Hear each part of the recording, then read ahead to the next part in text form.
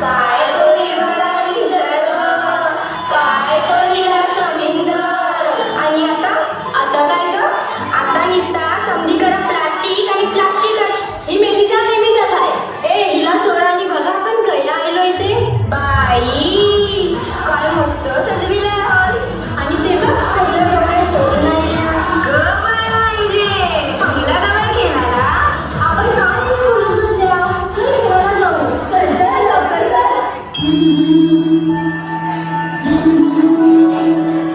जय देवी मंगळा गौरी माई सोनिया दादी रथाचे दिवे माई घालवाडी गिरिया मोगरी जोडी. जय देवी मंगळा गौरी जय देवी मंगळा गौरी.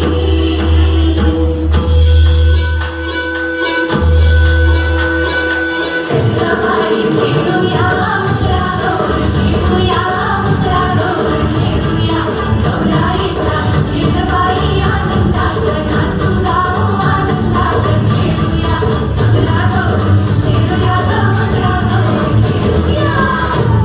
हुश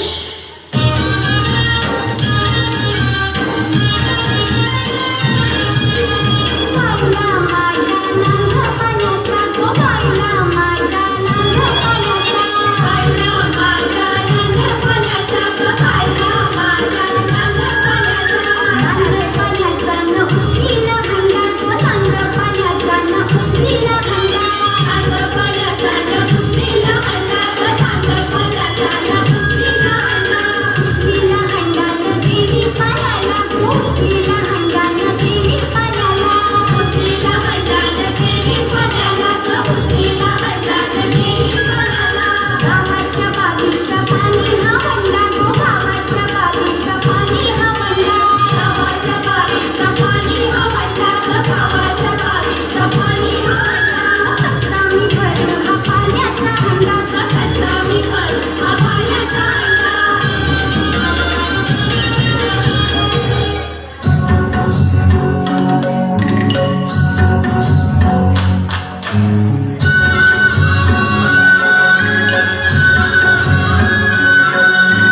चकचक सोन्याचा करा सोनाच्या हाताचा माझ्या हाताने घातलेला होता माझ्या लाडक्या कणाचा.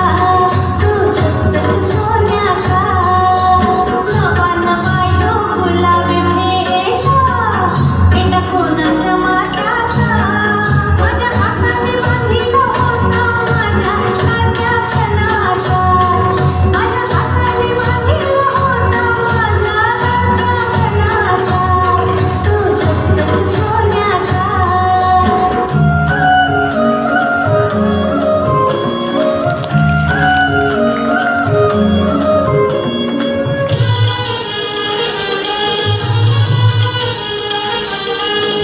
निसती निसती पैठणी चोळी ग आज होळी ग.